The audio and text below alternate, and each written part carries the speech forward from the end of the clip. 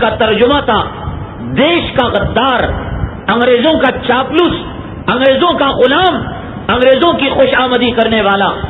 یہ گھروں سے نکلتے کہتے وہابی نکل رہا ہے، یہ خریدتے دکان میں کوئی چیز کہتے وہابی آ گیا ہے، یہ بس میں بیٹھتے سوار ہوتے کہتے ہیں کہ بس میں وہابی آ گیا. یہ تنگ آ گئے، ان کا جینا حرام ہو گیا. وضاقت علیہم الارض بما رحبت، زمین اپنی کشادگی کے باوجود زمین ان پر تنگ ہو گئی.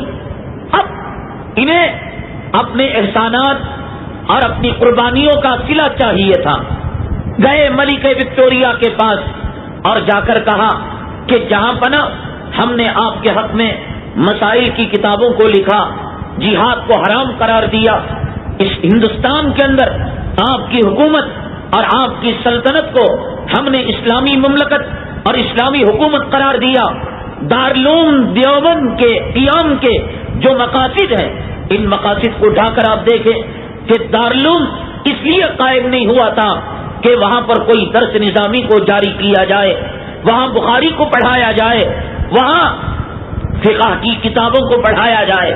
دارالعلوم کے ابتدائی مقاصد میں یہ بات تھی کہ مجاہدوں کے دستے کو تیار کیا جائے، ہندوستان سے انگریز اور انگریزیت کو ختم کیا جائے اور غلامی کے طوق کو نکال کر پھینکا جائے.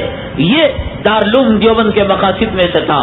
اور دوسری طرف یہ ضمیر فروش جو سرکردہ ہندوستان کے چند ایمان فروش غیر مقلد لوگ تھے، انہوں نے کتابیں لکھی اور انہوں نے ملکہ وکٹوریہ کے دربار میں ایک درخواست دی کہ لوگ ہمیں وہابڑے کہہ کر، وہابی کہہ کر ستایا کرتے ہیں، ہمیں ایک عزت والا لقب دیا جائے، ہمیں ایک شرافت والا لقب دیا جائے. ملکہ وکٹوریہ نے ان کو اپنے دربار سے اہل حدیث کا کتاب دیا. دنیا میں پہلی مرتبہ ایک فرقہ بنا جس کا نام اہل حدیث فرقہ تھا. اس فرقے کو ٹائٹل نہ بخاری سے ملا، نہ سیاستہ سے ملا، نہ قرآن کی 6666 آیتوں میں سے کسی آیت سے ملا، نہ انہیں کسی محدث یا فقیہ یا مفسر کی طرف سے ملا. ملکہ وکٹوریہ کے دربار میں ان کی ضمیر فروشی اور ایمان فروشی کے سلے میں انہیں یہ خطاب ملا. ایسی بات نہیں کہ دنیا میں اس سے پہلے اس فرقے کا وجود نہیں تھا اور اس فرقے کے لوگ نہیں تھے. سب سے پہلے دنیا میں عبداللہ ابن سبا ایک یہودی تھا. جناب محمد الرسول اللہ صلی اللہ علیہ وسلم کے تعلق سے یہودیوں کے دل میں کتنی دشمنی اور کتنا بغض اور کتنا عناد ہے. کلام پاک کی آپ آیتیں پڑھ کر دیکھ لیں اور تفسیر پڑھ کر دیکھ لیں. حدیثوں کے اندر ان کے کیا کرتوت ہیں، تاریخ کے اندر ان کے کیا کارنامے ہیں. ان کارناموں کو آپ دیکھ لیں اور مطالعہ کر کر دیکھ لیں. وہاں سے یہ سلسلہ چل پڑا. یہ ظاہری طور پر مسلمان ہو چکا تھا، لیکن اندرونی طور پر ان کے دل میں نفاق تھا، ان کے دل میں عداوت تھی اور ان کے دل میں بغض تھا. مختلف مرحلوں میں مسلمانوں کے درمیان یہ پھوٹ ڈالا کرتے تھے، اختلاف کیا کرتے تھے، انتشار پیدا کیا کرتے تھے. ملکہ وکٹوریہ کی آمد سے قبل فقہ کی کتابوں میں جہاں بحث آتی ہے کہ اہل ظواہر نے یہ بات کہی، اس فرقے کا نام ظاہری فرقہ تھا. یعنی یوں کہتا کہ صاحب ہمارے لیے قرآن کافی ہے اور حدیث کافی ہے، ہمارے لیے اللہ کا کلام کافی ہے اور جناب محمد رسول اللہ صلی اللہ علیہ وسلم کی روایتیں کافی ہیں. کسی امام کی ضرورت نہیں ہے، کسی مجتہد کی ضرورت نہیں ہے، کسی فقیہ کی ضرورت نہیں ہے، درمیان میں کسی واسطے کی ضرورت نہیں ہے. ہر آدمی کو پیدائشی حق ہے.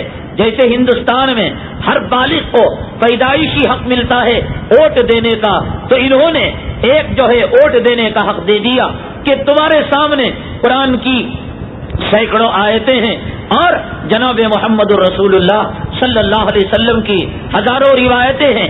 آپ ووٹ دو، ووٹ دے کر جسے چاہے اپناؤ اور جسے چاہے اپنا کر اس پر عمل کرو اور جسے چاہے ترک کر دو.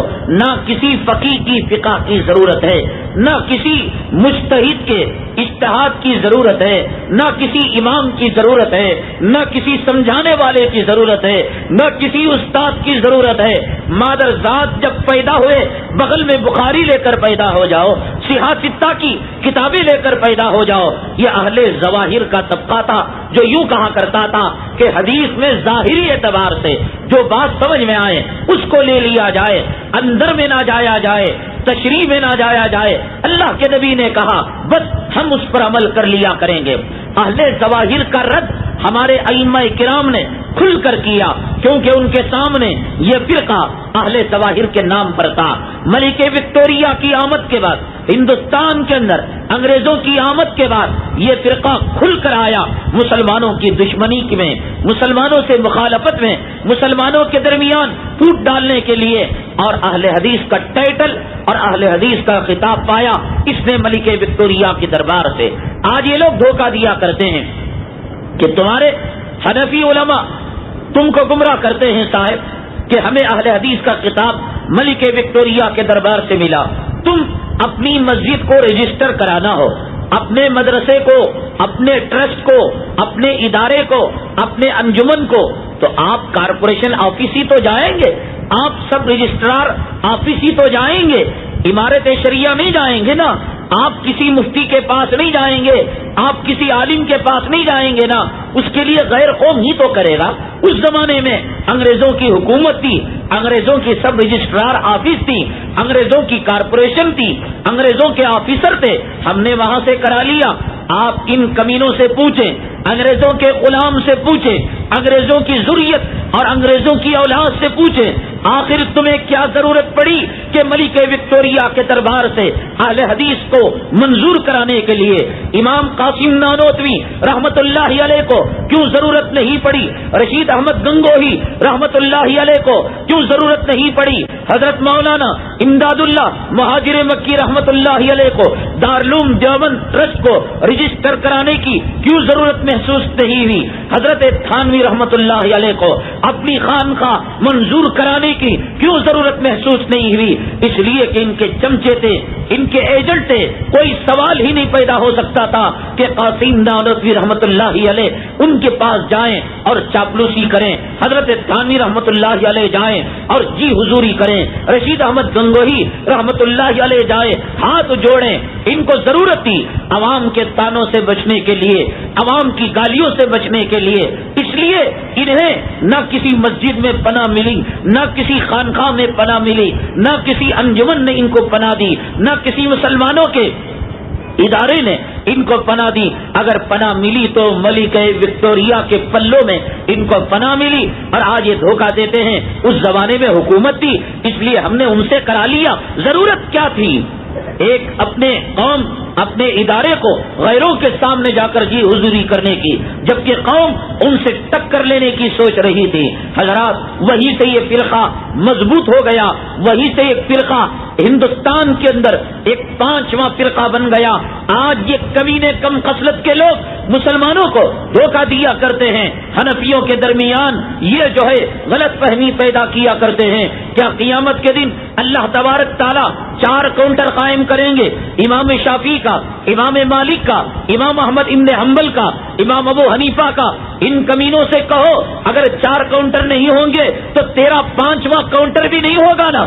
مستقل ایک فرقہ بن چکا ہے غیر مقلدوں کا فرقہ، جسے آپ جو ہے مذہب فرقہ کہہ سکتے ہیں، جسے آپ انگریزوں کا ایجنٹ فرقہ کہہ سکتے ہیں. جیسے اس زمانے میں اس دور میں اس نے انگریزوں کا ساتھ دیا اور اسلام اور مسلمانوں کے خلاف علم بغاوت کو بلند کیا. آج یہ بھی ان کے چمچے ہندوستان کے چپے چپے میں، ہندوستان کے ذرے ذرے میں مسلمان جہاں بستے ہیں ان کی گلیوں میں، ان کے کوچوں میں، ان کی آبادیوں میں، ان کی بستیوں میں جا کر کہتے ہیں کہ تم محمدی ہو یا حنفی ہو. ارے محمد صلی اللہ علیہ وسلم پر تم ایمان لاتے ہو یا امام ابو حنیفہ رحمت اللہ علیہ پر ایمان لاتے ہو؟ تم جو نماز پڑھتے ہو حنفی نماز پڑھتے ہو یا محمدی نماز پڑھتے ہو؟ فضائل اعمال جو بغل میں لے کر پھرا کرتے ہو اس کے اندر شرک کی تعلیم ہے، اس کے اندر غلاظتیں بھری ہوئی ہیں، اس کے اندر سیکس رکھا ہوا ہے، اس کے اندر شہوت بھرے واقعات کو رکھا گیا ہے، اس کے اندر من گھڑت قصوں کو رکھا گیا ہے۔ آپ جانتے ہیں کہ آپ مانے نہ مانے، کوئی مانے یا نہ مانے، آج فضائل اعمال اس امت کا زندہ کرشمہ ہے، اس امت کے بزرگوں کی ایک زندگی کرامت ہے۔ جس علاقے کے اندر گیا، بولو کم کرو نا، کو بھی طبیعت پہلے برابر نہیں،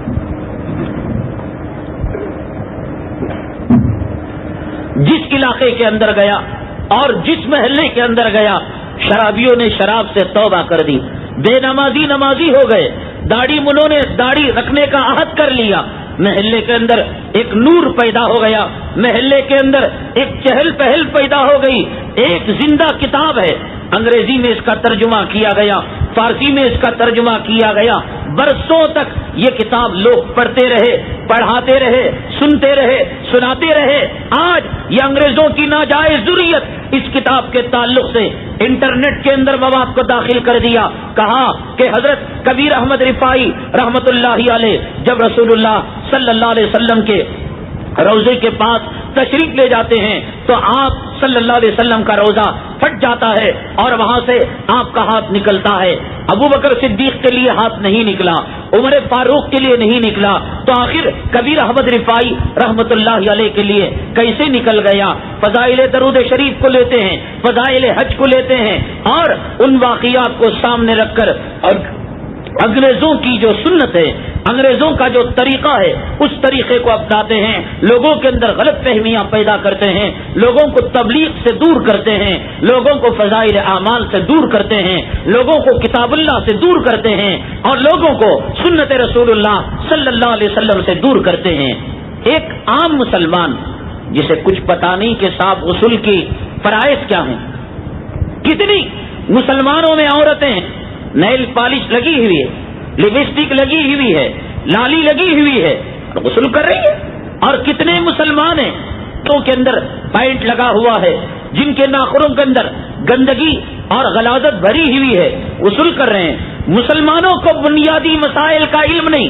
اللہ ارے انگریزوں کی ضروریت نہ ہوتے، انگریزوں کی اولاد نہ ہوتے اور فتنہ پروری کا کام نہ کرتے، یہ آ کر مسلمانوں کو وضو بتاتے، مسلمانوں کو غسل بتاتے، مسلمانوں کو مسجدوں کی طرف لے جاتے، مسلمانوں کو نمازی بناتے، مسلمانوں کو سود سے باز رکھتے، مسلمانوں کو حرام کے لقموں سے باز رکھتے۔ کبھی یہ انگریز کی اولاد مسلمانوں کے درمیان یا تبلیغ میں جانے والوں کے درمیان آ کر یہ نہیں کہیں گے کہ تم حرام لقموں سے باز آ جاؤ، یہ نہیں کہیں گے تم سود سے باز آ جاؤ، یہ نہیں کہیں گے کہ تم زنا سے باز آ جاؤ، شراب سے باز آ جاؤ، بدکاری سے باز آ جاؤ۔ پھر کرانا ہوا ہم کرو نا بھائی، کئی کو انگلیاں کرتے رہتے بیٹھ کر۔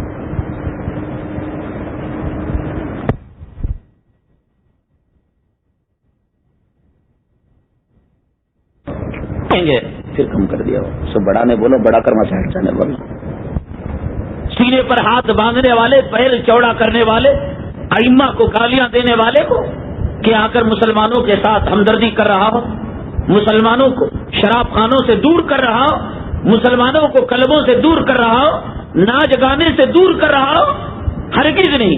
قرآن شریف کے آپ 30واں پارہ پڑھیں اور سورہ فلق اور سورہ ناس پڑھیں، وہاں پر اللہ تبارک تعالیٰ نے شیطان کے کرتوت اور شیطان کے کارناموں کو اللہ تبارک تعالیٰ نے بیان کیا ہے۔ قل اعوذ برب الناس ملک الناس الہ الناس من شر الوسواس الخناس الذی یوسوس فی صدور الناس من الجنۃ والناس۔ شیطان کیا کام کرتا ہے؟ وسوسے ڈالا کرتا ہے، نماز کے بارے میں، دین کے بارے میں وسوسے ڈالا کرتا ہے، قرآن کے بارے میں وسوسے ڈالا کرتا ہے، اکابر کے بارے میں وسوسے الذی یوسوس فی صدور الناس۔ گروپ لے جا کر ٹی وی دکھاتے ہیں، وی سی آر دکھاتے ہیں، دیکھو صاحب مکے کی نماز ہے، مکے کے اندر دین آیا، مدینے کے اندر دین آیا، مکے کے اندر آمین زور سے پڑھا جاتا ہے، مدینے کے اندر سینے پر ہاتھ باندھا جاتا ہے، رفع یدین کیا جاتا ہے۔ ہندوستان کے اندر تو دین نہیں آیا، تو آپ مکے کے دین کو چھوڑ کر، مدینے کے دین کو چھوڑ کر آپ ہندوستان اور کوفے کے دین کو کیوں اپنائے ہوئے ہیں؟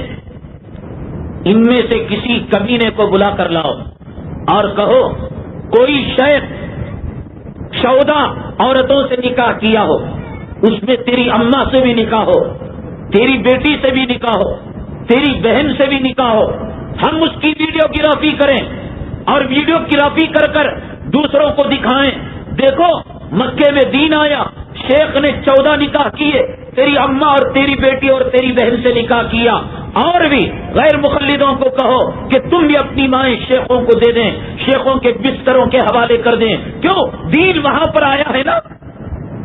ارے ایک طرف کہتے ہو کہ صرف قرآن اور حدیث دلیل ہے، ہم نے امام ابو حنیفہ رحمۃ اللہ علیہ کی فہم پر اعتماد کیا، ان کی سمجھ پر اعتماد کیا، ان کے فتوے پر اعتماد کیا، تو کہنے لگے کہ شرک کہاں سے آ گیا، بت پرستی کہاں سے آ گئی، یہ امام کہاں سے آ گیا؟ یہ تمہارے باپ لگتے ہیں مکے مدینے کے لوگ کہ جن کی فلمیں دکھا کر لوگوں کو گمراہ کرتے ہو۔ ہم وہ امام ابو حنیفہ رحمۃ اللہ علیہ کہ ان کی زندگی میں بکری چوری ہو جاتی ہے، اور حضرت پوچھتے ہیں ایک قصاب سے، بکریوں کے پالنے والے سے، کہ بکری کتنے سالوں تک زندہ رہ سکتی ہے؟ وہ کہتا ہے 9 سال یا 10 سال یا جو بھی عمر بتلاتا ہے۔ سیدنا امام اعظم ابو حنیفہ رحمۃ اللہ علیہ بکری کو نہیں کھاتے، اس لیے کہ کہیں ایسا نہ ہو کہ چوری کی ہوئی بکری کا گوشت پیٹ کے اندر داخل ہو جائے۔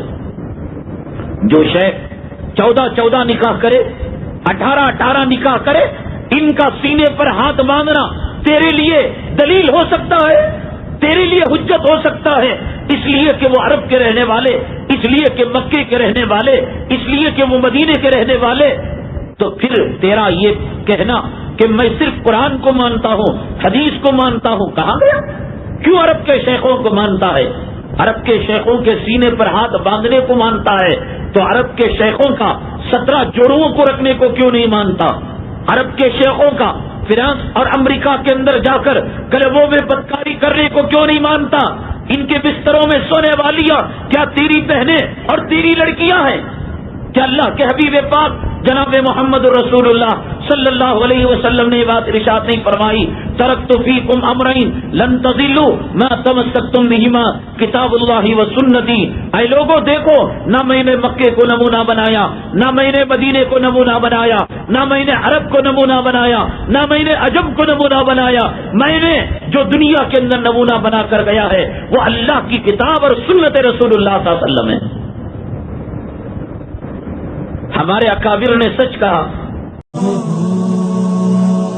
ہر خطا پہ شرمسار ہوں میں، اے خدایا گنہگار ہوں میں، جان کر بھول کر جو کیا ہے پتہ مجھ کو اس کی سزا ہے۔ تیری چوکھٹ پہ سر نہ جھکایا، بس زمانے کو اپنا بنایا، تیری رحمت ہی تو آسرا ہے، تجھ سے کہنے کو کچھ نہ بچا ہے، میرے سجدوں پہ ایسی نظر کر، میں اندھیروں میں ہوں تو سحر کر، ان دعاؤں میں ایسا اثر دے، رب کعبہ مجھے معاف کر دے۔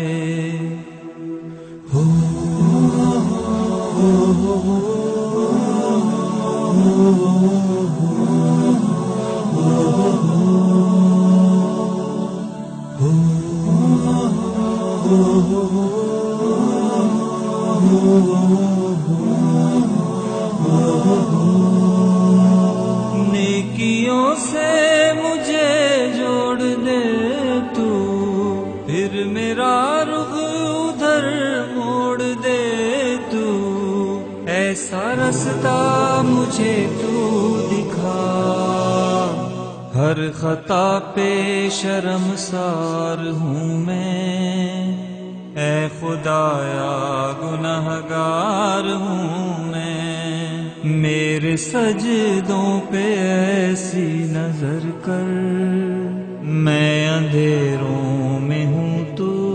سحر کر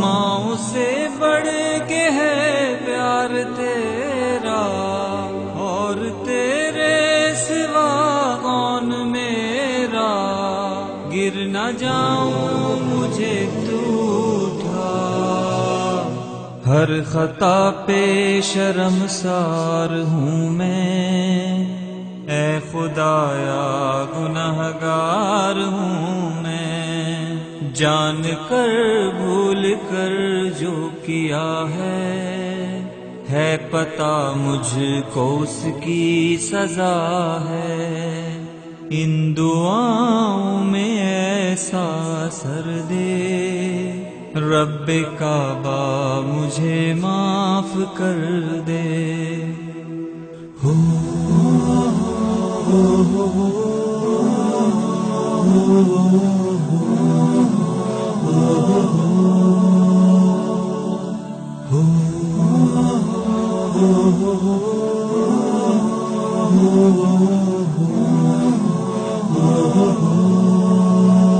میرے آنسو سوالی ہیں تیرے، گر رہے ہیں یہ دامن پہ میرے، اب تو سن لے میری اے خدا، ہر خطا پہ شرمسار ہوں میں، اے خدایا گنہگار ہوں میں، جان کر بھول کر جو کیا ہے پتہ مجھ کو اس کی سزا ہے، تیری چوکھٹ پہ سر نہ جھکایا، بس زمانے کو اپنا بنایا، تیری رحمت ہی تو آسرا ہے، تجھ سے کہنے کو کچھ نہ بچا ہے، میرے سجدوں پہ ایسی نظر کر، میں اندھیروں میں ہوں تو سحر کر، ان دعاؤں میں ایسا اثر دے، رب کعبہ مجھے معاف کر دے۔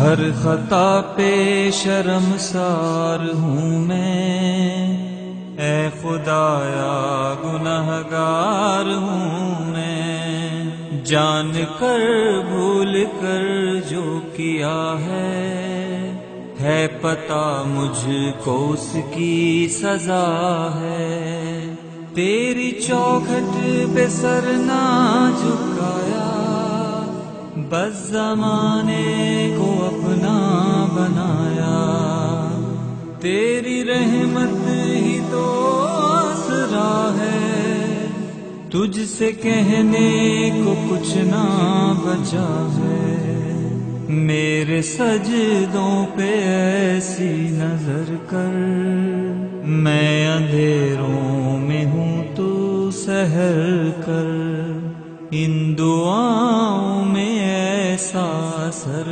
دے، رب کعبہ مجھے معاف کر دے۔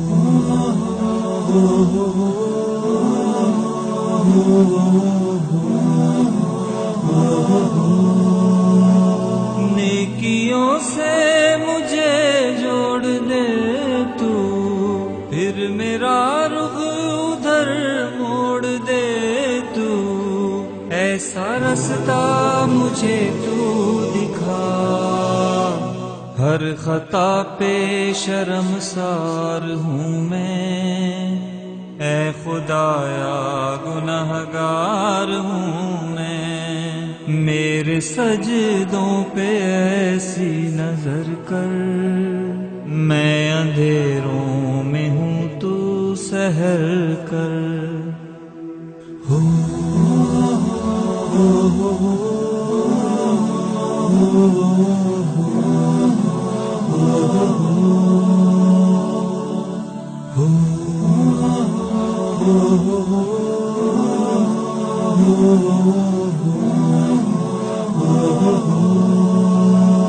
ماؤں سے بڑھ کے ہے پیار تیرا، اور تیرے سوا کون میرا، گر نہ جاؤں مجھے تو اٹھا، ہر خطا پہ شرمسار ہوں میں، اے خدایا گنہگار ہوں میں، جان کر بھول کر جو کیا ہے پتہ مجھ کو اس کی سزا ہے، ان دعاؤں میں ایسا اثر دے، رب کعبہ مجھے معاف کر دے۔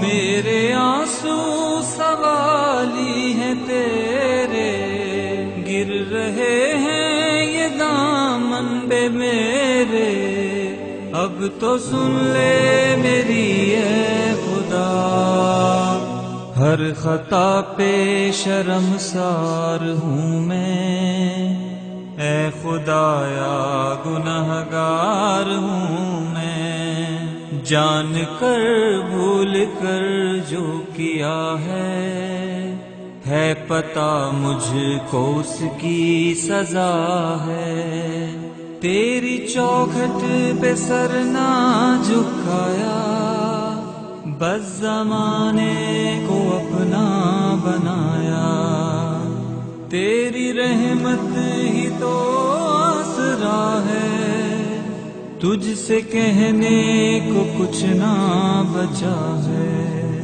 میرے سجدوں پہ ایسی نظر کر، میں اندھیروں میں ہوں تو سحر کر، ان دعاؤں میں ایسا اثر دے، رب کعبہ مجھے معاف کر دے۔